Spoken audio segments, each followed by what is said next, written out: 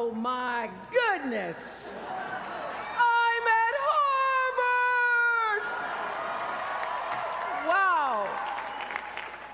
To President Faust, my fellow honorands, Carl, that was so beautiful. Thank you so much. And James Rothenberg, Stephanie Wilson, Harvard faculty, with a special bow to my friend, Dr. Henry Louis Gates. All of you alumni, with a special bow to the class of '88 and your $115 million.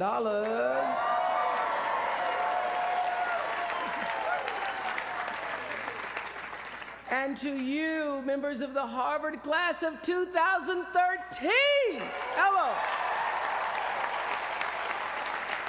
I thank you for allowing me to be a part of the conclusion of this chapter of your lives and the commencement of your next chapter. To say that I'm honored doesn't even begin to quantify the depth of gratitude that really accompanies an honorary doctorate from Harvard. Not too many little girls from rural Mississippi have made it all the way here to Cambridge, and I can tell you that I consider today, as I sat on the stage this morning, getting teary for you all and then teary for myself, I consider today a defining milestone in a very long and a blessed journey. My one hope today is that I can be a source of some inspiration. I'm going to address my remarks to anybody who's ever felt inferior or felt disadvantaged, felt screwed by life. This is a speech for the quad.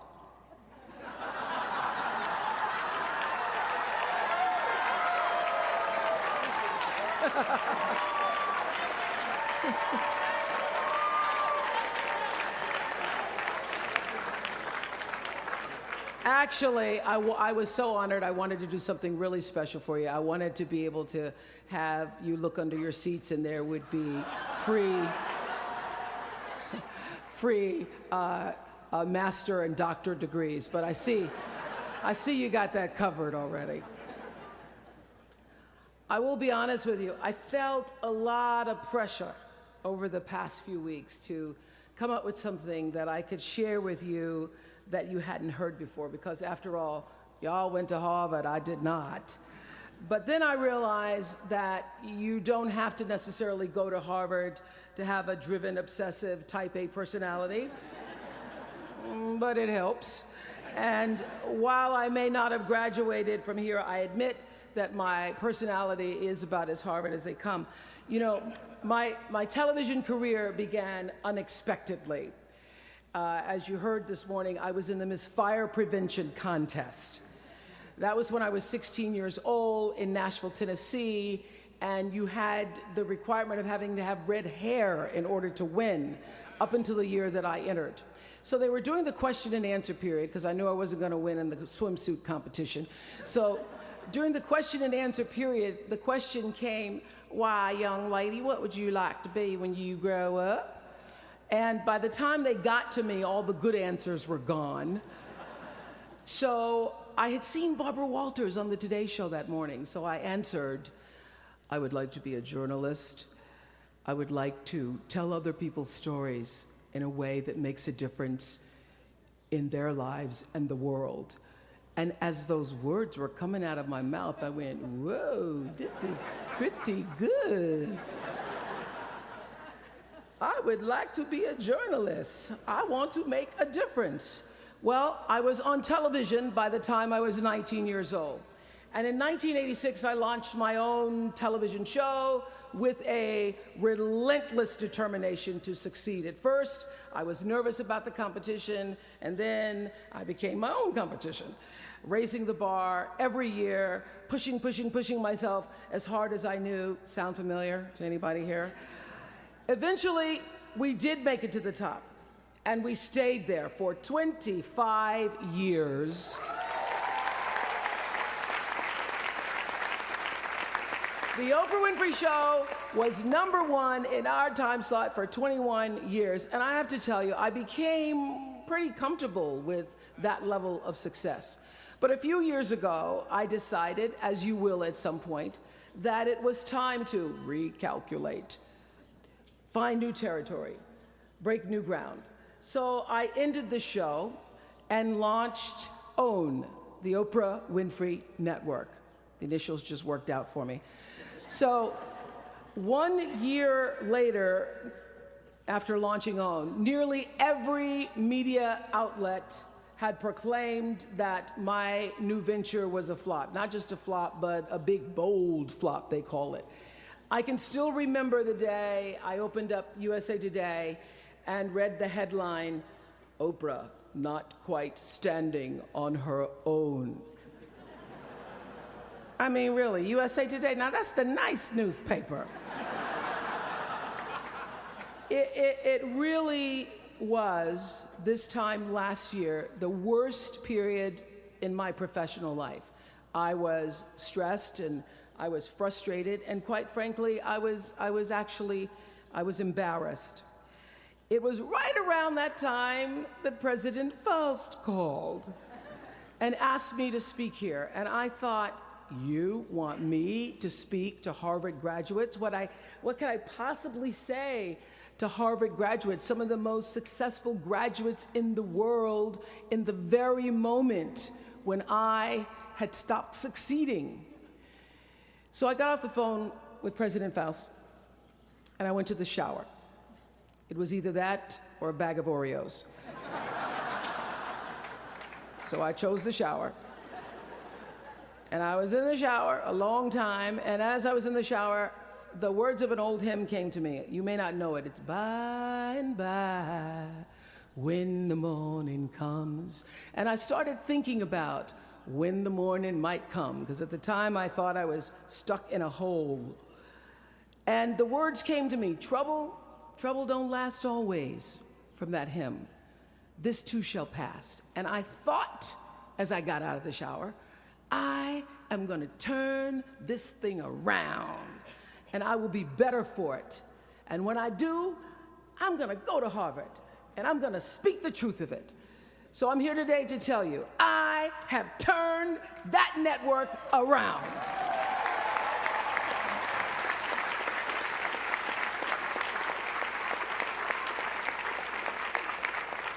And it was all because I wanted to do it by the time I got to speak to you all. So thank you so much. You don't know what motivation you were for me. Thank you. I'm even prouder to share a fundamental truth that you might not have learned even as graduates of Harvard, unless you studied the ancient Greek hero with Professor Naj.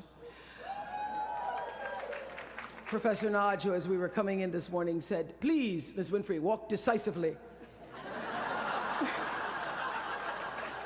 I shall walk decisively. This is what I want to share. It doesn't matter how far you might rise. At some point, you are bound to stumble, because if you're constantly doing what we do, raising the bar, if you are constantly pushing yourself higher, higher, the law of averages, not to mention the myth of Icarus, predicts that you will at some point fall. And when you do, I want you to know this, remember this, there is no such thing as failure. Failure is just life trying to move us in another direction. Now, when you're down there in the hole, it looks like failure. So this past year, I had to spoon feed those words to myself.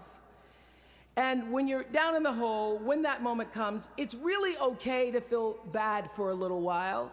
Give yourself time to mourn what you think you may have lost. But then, here's the key.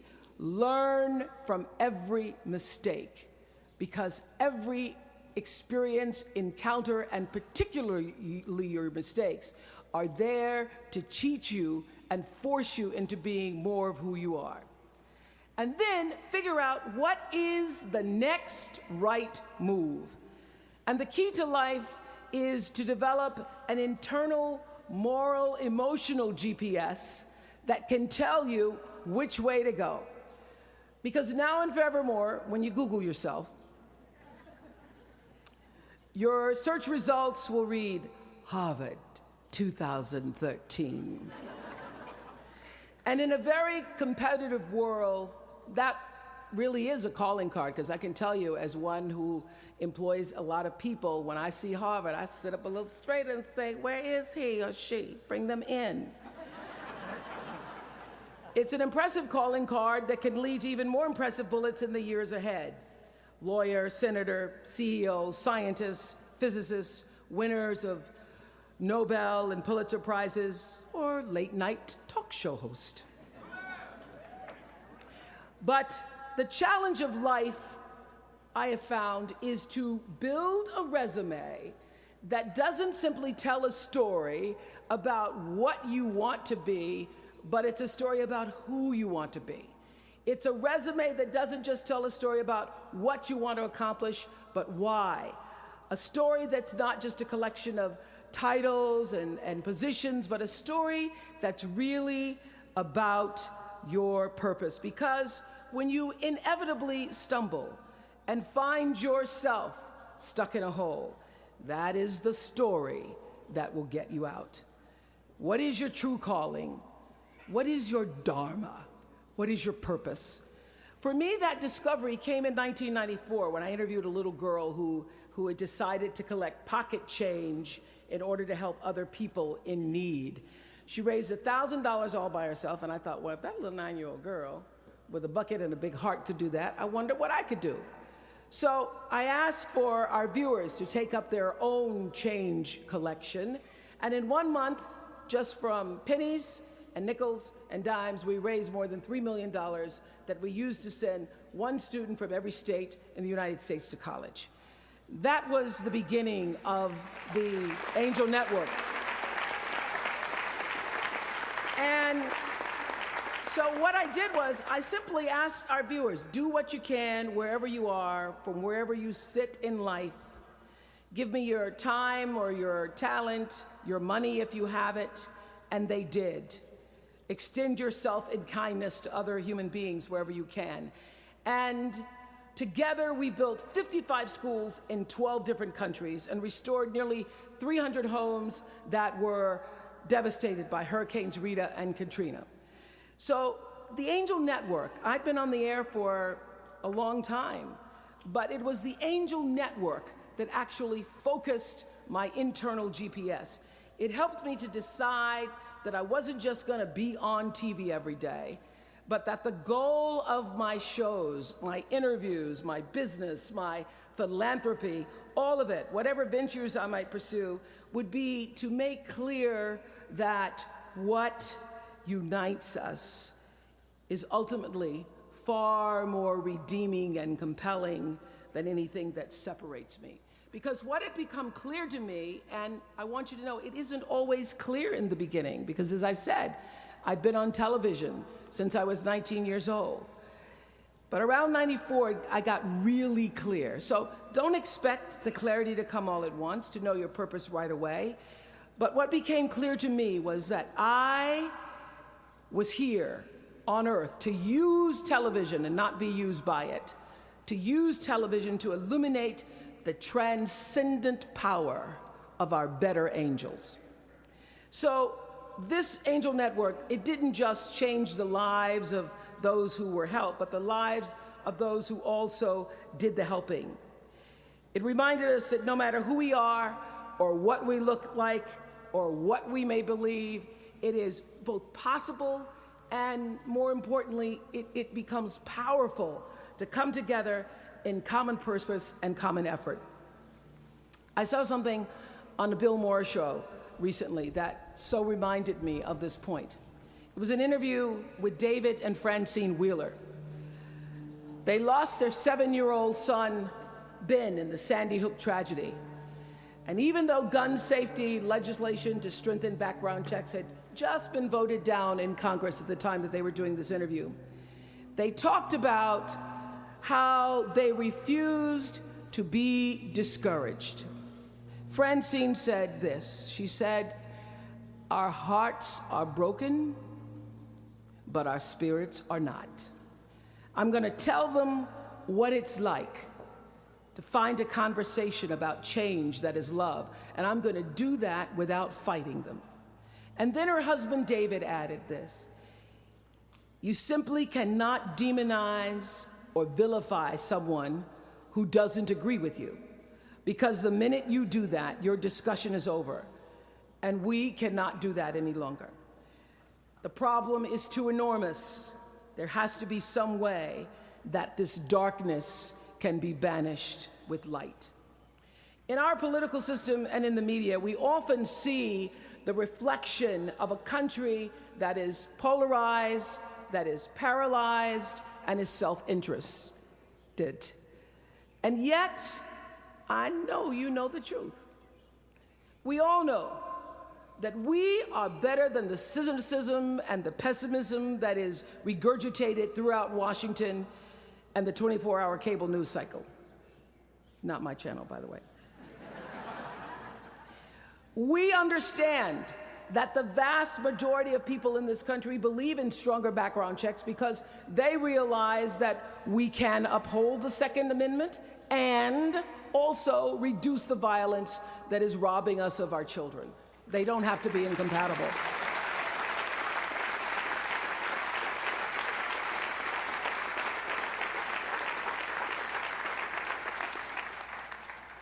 And we understand that most Americans believe in a clear path to citizenship for the 12 million undocumented immigrants who reside in this country, because it's possible to both enforce our laws and at the same time embrace the words on the Statue of Liberty that have welcomed generations of huddled masses to our shores. We can do both.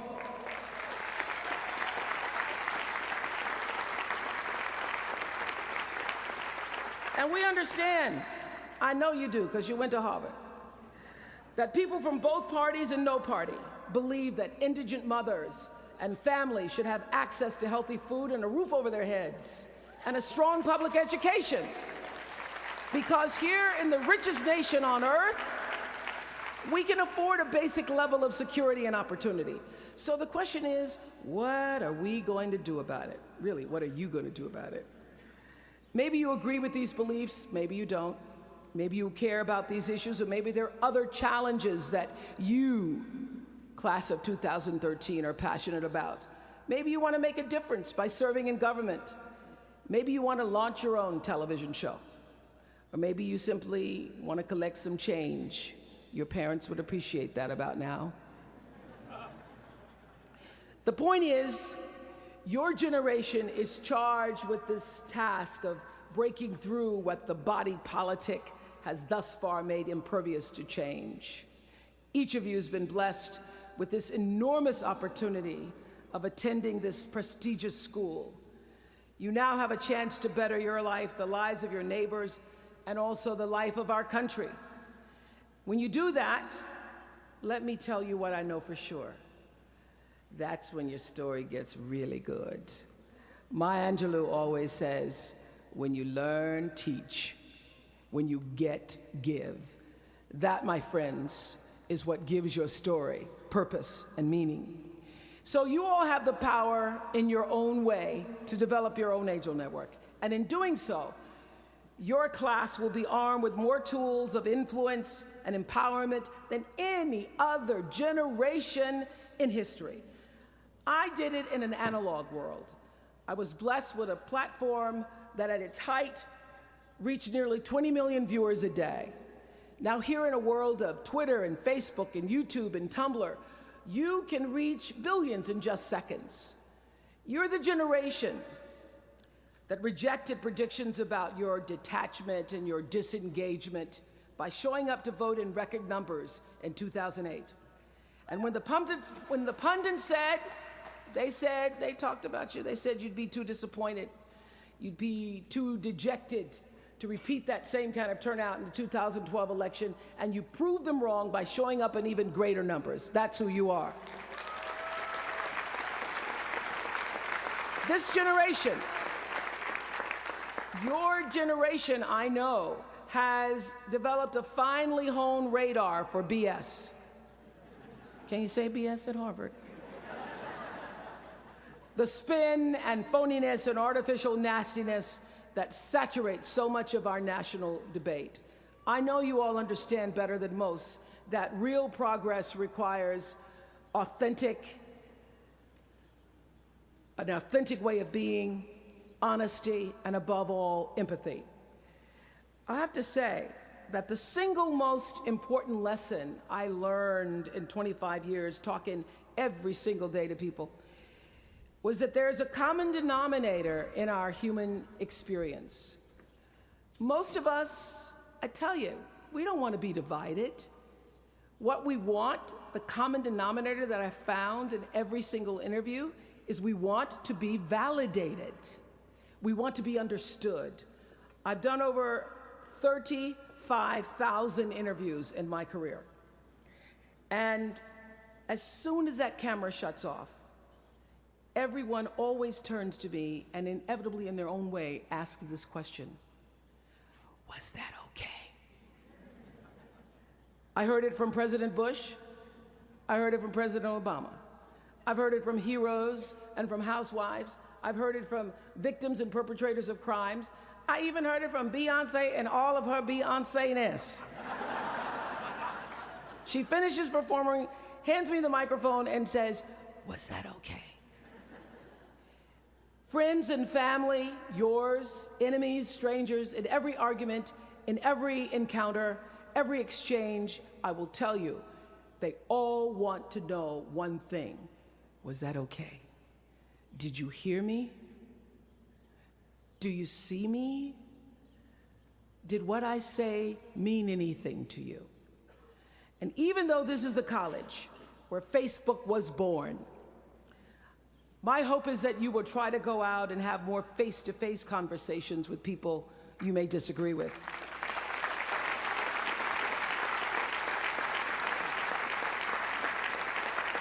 That you'll have the courage to look them in the eye and hear their point of view, and help make sure that the speed and distance and anonymity of our world doesn't cause us to lose our ability to stand in somebody else's shoes and recognize all that we share as a people. This is imperative for you as an individual and for our success as a nation.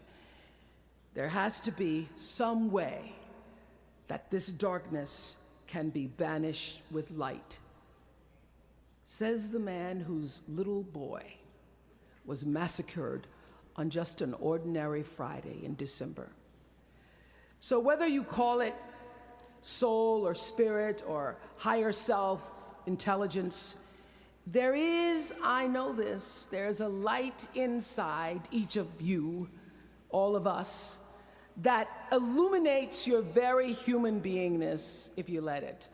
And as a young girl from rural Mississippi, I learned long ago that being myself was much easier than pretending to be Barbara Walters. Although when I first started, because I had Barbara in my head, I would try to sit like Barbara, talk like Barbara, move like Barbara. And then one night I was on the news, reading the news, and I called Canada, Canada. And that was the end of me being Barbara. I cracked myself up on TV, couldn't stop laughing, and my real personality came through. And I figured out, oh gee, I can be a much better Oprah than I could be a pretend Barbara. I know that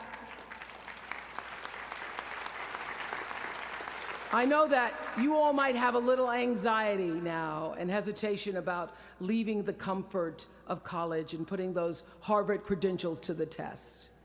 But no matter what challenges or setbacks or disappointments you may encounter along the way, you will find true success and happiness if you have only one goal. There really is only one, and that is this: to fulfill the highest, most truthful expression of yourself as a human being.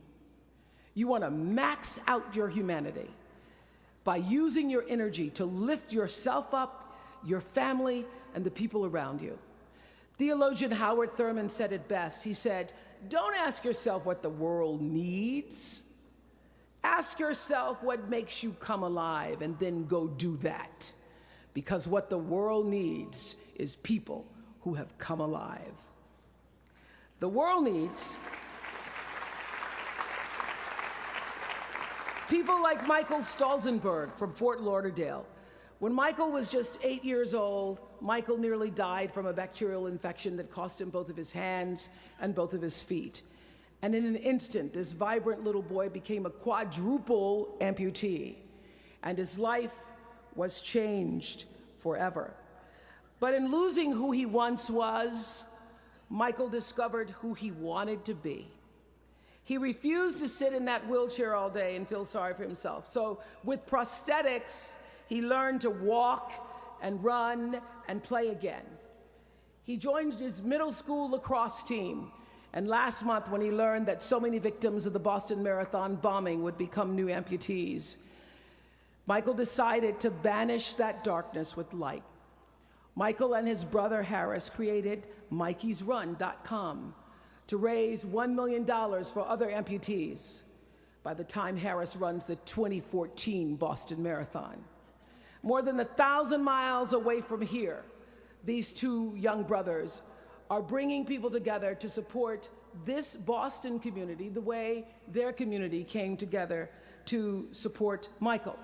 And when this 13-year-old man was asked about his fellow amputees, he said this: first, they will be sad. They're losing something they will never get back. And that's scary. I was scared. But they'll be okay. They just don't know that yet. We might not always know it.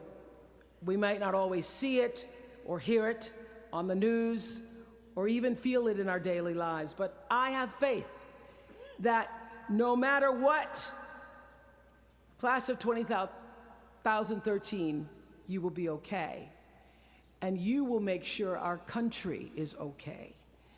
I have faith because of that 9-year-old girl who went out and collected the change.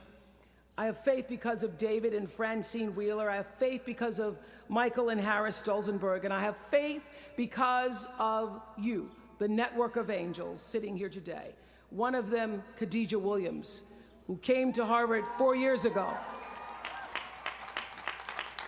Khadijah had attended 12 schools in 12 years, living out of garbage bags amongst pimps and prostitutes and drug dealers, homeless, going into department stores, Walmart in the morning to bathe herself so that she wouldn't smell in front of her classmates. And today she graduates as a member of the Harvard class of 2013.